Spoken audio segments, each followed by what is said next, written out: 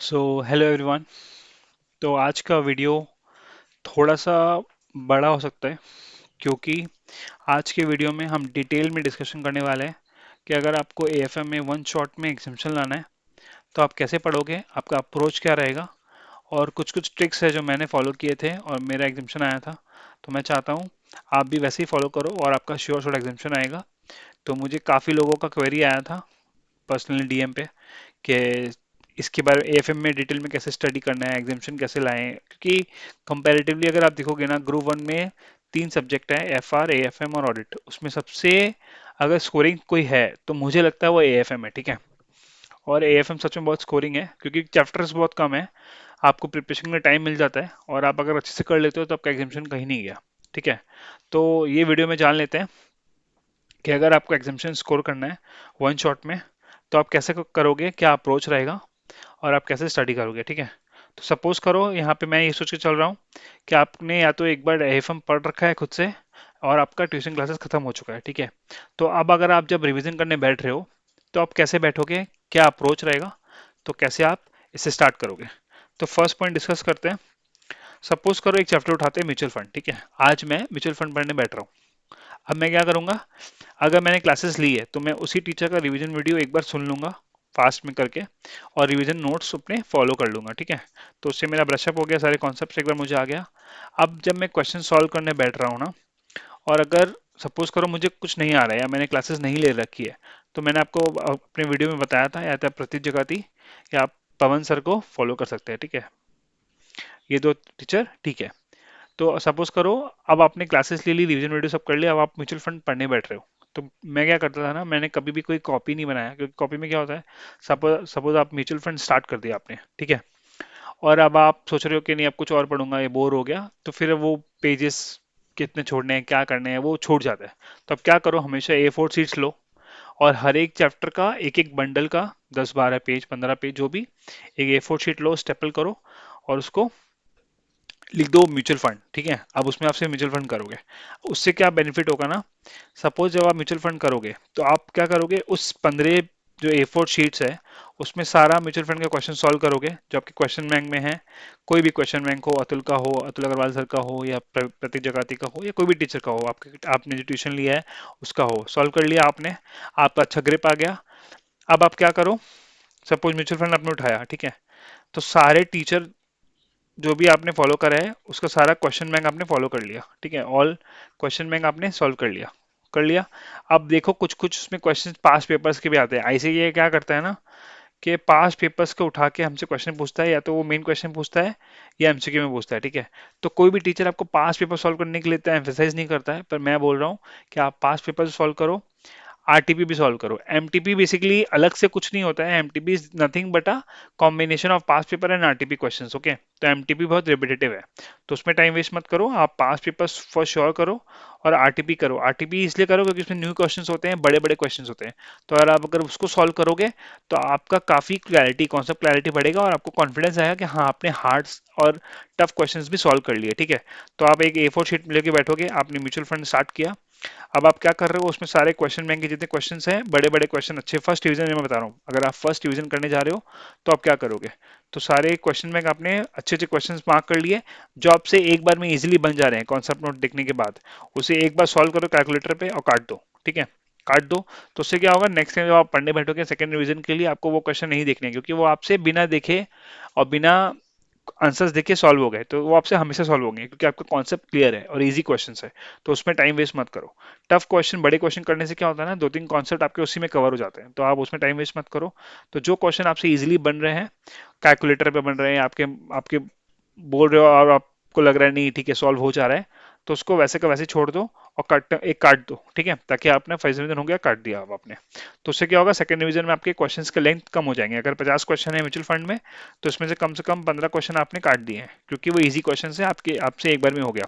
अब जो क्वेश्चन नहीं हो रहे हैं सपोज करो, तो उसके लिए क्या करना, म्यूचुअल फंड जो आप A4 शीट का बंडल बनाया है 15 पेज का, उसके लास्ट पेज में जाना और वहां पे लिखना फॉर्मूला, ठीक है। फॉर्मूला लिखा, उसमें जो जो फॉर्मूला आपको लगा कि इंपॉर्टेंट है, जैसे होल्डिंग पीरियड रिटर्न निकालना होता है आपको, ठीक है, आपको एनुअल रिटर्न निकालना होता है, यील्ड निकालना होता है, तो ये सब थोड़े कंफ्यूजिंग टर्म्स है। इसके फॉर्मूला लिख लो, या आप कॉन्सेप्ट समझ लिया आपने तो वो और बेस्ट है। प्रतीक जगाती मैंने आपको बोला, वो कॉन्सेप्ट आपको बता देंगे। और आपको नहीं आ रहा है तो आप फॉर्मूला रट लो या फॉर्मूला याद कर लो, ठीक है। फॉर्मूला शीट बना लिया। अब कोई क्वेश्चन है, सपोज आपने उसको फर्स्ट टाइम सॉल्व करा बिना देखे, आपने कॉन्सेप्ट नोट पढ़ लिया, आपने टीचर का वीडियो सुन लिया, अब आप क्वेश्चन को लेके बैठे, सपोज करो एक क्वेश्चन है, आप उसको लेके बैठे, क्वेश्चन आपने सॉल्व करा। क्वेश्चन सॉल्व करा, आपको लगा कि हाँ इसमें एक दो ट्रिकी पॉइंट्स है, तो वो ट्रिकी पॉइंट्स को ना हिंदी में अपने लैंग्वेज में आप लास्ट पेज में उसको लिख लो कि इस पॉइंट पे ये करना था, मैंने ये किया था, ऐसे ऐसे करके लिख लो, ठीक है। फर्स्ट डिवीजन देखो हमेशा टाइम लगता है और थोड़ा डिटेल होता है, मतलब आपको टाइम लगेगा, आप आराम से थोड़ा करोगे, लेकिन बहुत हेल्पफुल होगा आगे के रिवीजन वीडियोस के लिए। तो कभी भी ये मत सोचना कि उसने अगर एक दिन में म्यूचुअल फंड किया तो मुझे भी एक दिन में ही करना है, नहीं। सबका अपना स्पेस है, अपना स्पीड है, अपना स्ट्रैटेजी है, ठीक है। तो उस हिसाब से आप अकॉर्डिंगली अपना प्लान करो। 2 दिन लो, 3 दिन लो, म्यूचुअल फंड अच्छे से करो, ऐसा करो कि नींद में उठा के भी कोई पूछे तो आपको आता है म्यूचुअल फंड, कि हाँ ये तो मुझे आराम से आता है, कोई क्वेश्चन आ जाए एग्जाम में, ठीक है। तो वैसा करो। तो म्यूचुअल फंड आपने कर लिया, सपोज करो। अब आपने सब फॉर्मुलाज भी लिख लिया और सारे ट्रिक पॉइंट्स भी लिख लिए, हो गया। सेकंड रिवीजन करने बैठोगे ना, मैं आपको गारंटी देता हूँ आपका ये फॉर्मूला शीट और आपका ये ट्रिकी पॉइंट्स का नोट्स आपको काम आने वाले हैं। बाकी आप देखोगे भी नहीं, आप उसको देख लोगे ना, फिर आप करने बैठना, आपसे सारे क्वेश्चन सॉल्व होंगे, ठीक है। तो ये हो गया, ऐसे आपको पढ़ना है, ऐसे ही हर चैप्टर पढ़ना, म्यूचुअल फंड हो गया, फिर पोर्टफोलियो हो गया, तो ऐसे। तो ये हो गया पहला पॉइंट। दूसरा पॉइंट मैंने ये बोल रहा हूँ, कभी भी एबीसी एनालिसिस फॉलो मत करना। एबीसी एनालिसिस में हम क्या गलती करते हैं ना, हम ए कैटेगरी के क्वेश्चंस कर लेते हैं, चैप्टर्स कर लेते हैं, बी के कर लेते हैं, सी के रह जाता है। मैं यहाँ पे वो एबीसी का बात नहीं कर रहा हूँ, मैं ये बोल रहा हूँ जब आप पढ़ने बैठो ना, तो आप कैटेगरी ए के, ए जो है वो क्या होता है बेसिकली, 3 चैप्टर में से ही 60 मार्क्स आ जाएगा। तो आप पागल थोड़ी हो जो उसको छोड़ोगे। तो इसीलिए आप पहले इसको करोगे, ए वाले को, फिर बी को, फिर सी को।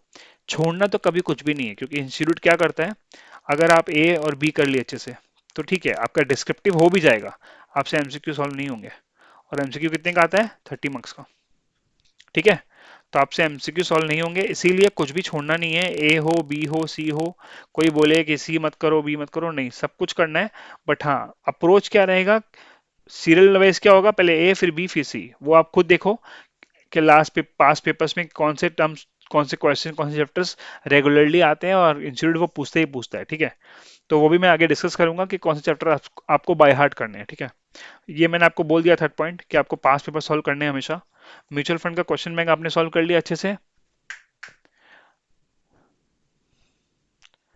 म्यूचुअल फंड का क्वेश्चन बैंक आपने सॉल्व कर लिया अच्छे से। अब आप क्या करो, पास पेपर सॉल्व करो, ठीक है। पास पेपर करो, आरटीपी करो और एमटीपी करो। ये आप कर लिए अच्छे से, पास पेपर हो गया, आरटीपी एमटीपी हो गया। अब आपका अलग ही ग्रिप आएगा और वो उसी 15 वाले जो पेजेस है ना उसी में सॉल्व करना, पास पेपर्स भी, आरटीपी भी और एमटीपी भी, ठीक है। ताकि जब आप दोबारा पढ़ने बैठोगे ना तो आप वो बस शीट लोगे, ये आपका शीट है म्यूचुअल फंड का, इसको उठाओगे, एक पेज, 2 पेज, 2 पेज, जब आप पढ़ने बैठोगे ना आपको एक मेंटल सेटिस्फेक्शन भी आएगा कि बस 15 पेज करना है और मेरा पूरा म्यूचुअल फंड खत्म, ठीक है। कॉपी में क्या होता है, आपने म्यूचुअल फंड किया, अब आप पोर्टफोलियो कर रहे हो, डेरिवेटिव कर रहे हो, फिर पास सॉल्व करोगे, फिर म्यूचुअल फंड का भी बाद में कर रहे हो, ऐसे मत करो। एक रफ, एक A4 शीट का बंडल बना लो, स्टेपल कर लो और उसमें सबको सॉल्व करो। एक्स्ट्रा पेज ऐड ऐड करना है, स्टेपल खोला, पेज ऐड किया, स्टेपल कर दिया, सिंपल, ठीक है। देखो सबसे मेन है 147 रूल, ये मैंने बहुत फॉलो करा था अपने अपने टर्म में। तो ये बेसिकली क्या होता है, फर्स्ट टाइम आपने पढ़ लिया वो चीज, हो गया, फर्स्ट आपने पढ़ लिया, अब आपको वो सेम चीज पढ़ना है 4 दिन बाद, ठीक है। और आपको फिर वो सेम चीज करना है 7 दिन बाद। अगर आपने ये 3 बार इसको कर लिया तो म्यूचुअल फंड आपके बाय हार्ट हो जाएगा, बाय ब्रेन हो जाएगा, जो बोलना है बोल लो। आपको कोई नींद में उठा के बोलेगा म्यूचुअल फंड का सम सॉल्व करने, आप आराम से सॉल्व करोगे। तो ये अप्रोच अगर आप फॉलो करोगे, आपका वन पहला प्रिपरेशन में एग्जामिनेशन आएगा, गारंटी दे रहा हूँ मैं, ये मेरी गारंटी है। बस ये आपको रूल्स फॉलो करने हैं, ठीक है। सपोज करो आपने आज मंडे है, ठीक है, आपने एक बार सॉल्व कर लिया, अब 4 दिन बाद ट्यूसडे, वेंसडे, थर्सडे, फ्राइडे, आप फ्राइडे को एक बार और देख लो सेम चीज, फिर 7 दिन बाद नेक्स्ट फ्राइडे को एक और बार देख लो। ये तीनों देख लिया, ये सब सॉल्व कर लिया। अब खुद से कोई भी पास पेपर एक तो उठाओ और उसका म्यूचुअल फंड का क्वेश्चन सॉल्व करने बैठो, नहीं हो तो मुझे कमेंट करना वीडियो में कि सर ये अप्रोच आपका सही नहीं है। ये हो गया रूल, ये मैंने आपको बता दिया। फिफ्थ पॉइंट, कि फॉर्मूला शीट बनाना, हर चैप्टर का लास्ट में एक फॉर्मूला शीट बनाना, ठीक है। और जो भी ट्रिकी पॉइंट्स है उस फॉर्म, उस क्वेश्चन के या कुछ भी, उसको हिंदी में लिख लेना। जरूरी नहीं आपको ये लिखना है कि क्वेश्चन 5 में ये था, क्वेश्चन 6 में ये था, ये नहीं। आप कोई भी क्वेश्चन सॉल्व कर रहे हो, आपको लगा यहाँ फंसे हो, उसको हिंदी में लिखो कि इसमें ये पूछा था, मैं यहाँ पे अटका, मुझे ये करना था, मैंने ये किया, ये होना चाहिए था, उसको लिख लो। तो जब आप दोबारा पढ़ोगे ना, आप वो लाइन देख के समझ जाओगे, अच्छा वो क्वेश्चन में मैंने ये गलती की थी, वो मुझे नहीं करना है, तो आपको ये करना है, ठीक है। फॉर्मूला शीट बना लो और ट्रिकी पॉइंट्स के एक पेज में लिख लो सारा कुछ। अब जो मैं आपको बोला कि एएफएम में 3-4 चैप्टर बहुत स्कोरिंग है, अगर आप ये चारों बाय हार्ट कर लेते हो, आपका एग्जामिनेशन कहीं नहीं गया है, मेरी गारंटी है। सबसे पहला म्यूचुअल फंड, इंस्टीट्यूट हमेशा म्यूचुअल फंड पूछता है। मेरे टाइम में म्यूचुअल फंड डिस्क्रिप्टिव में भी आया था, एमसीक्यू में भी आया था। तो म्यूचुअल फंड, पोर्टफोलियो, डेरिवेटिव और सिक्योरिटी वैल्यूएशन, ठीक है।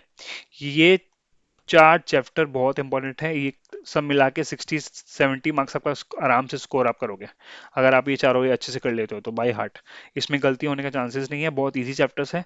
अगर आपको किसी भी चैप्टर में ज़्यादा दिक्कत होती है तो मुझे बोलना, मैं ट्राई करूंगा अपना फॉर्मूला शीट और अपना ट्रिकी पॉइंट्स का नोट्स आपके साथ शेयर करूंगा टेलीग्राम पे, ठीक है। तो उसके लिए आप टेलीग्राम ज्वाइन कर लेना, तो उससे नेक्स्ट अपडेट जो भी आएगा वीडियोस पे और नोट्स पे, वो आपको मिलता रहेगा, ठीक है। ये मैंने आपको बोल दिया। और हमेशा 147 का रूल ध्यान रखना। और जब भी सपोज करो आपने आज पढ़ाई किया, ठीक है, तो आपको रात में फॉर्मूला शीट एक बार देख के जाना ही है। आप सोने से पहले एक बार वो फॉर्मूला शीट लोगे अपने हाथ में, 10 फॉर्मूला है, 10 को पढ़ लो एक बार, 10 ट्रिकी पॉइंट्स आपने बनाए हैं उसको पढ़ लो, उसके बाद सो जाओ। नेक्स्ट दिन उठो सुबह, अगर आपका मन किया तो उसको देख लेना, नहीं तो वो चाहे जब आप करोगे तो वो 147 का रूल याद रखना, तो उससे आपका वो फॉर्मूला शीट वाला काम भी हो जाएगा, ठीक है। तो ये वीडियो को यहीं पे एंड करते हैं, काफ़ी लंबा वीडियो बन जाएगा। तो ये वीडियो को यहीं पे एंड करते हैं, मिलते हैं नेक्स्ट वीडियो में। ऐसे ही मैं एफआर का स्ट्रैटेजी भी लेके आने वाला हूँ और ऑडिट का स्ट्रैटेजी भी लेके आने वाला हूँ, ठीक है। तो आप चैनल को सब्सक्राइब कर लो और बेल आइकन दबा देना, क्योंकि उससे जो नोटिफिकेशन आएगा आपको आपके फ़ोन में पॉपअप हो जाएगा, आप हाथों हाथों जाके वीडियो देख लोगे। थैंक यू गाइस, फॉलो करो, सपोर्ट करो, और ऐसी ही अमेजिंग ट्रिक्स और टिप्स के लिए मुझे फॉलो करो, सब्सक्राइब करो। तो उससे क्या होगा, जो भी मैंने फॉलो किया है अभी लेटेस्ट में, मैंने पुराना कुछ नहीं जानता, मैंने जो किया है खुद से, मैंने ईमानदारी से मैं आपको सब बताऊंगा, मुझे कोई वो नहीं है। बस एक एक चीज मैं आपको बताने वाला हूँ, आप बस फॉलो करना और लाइक करना। Thank you guys, bye bye.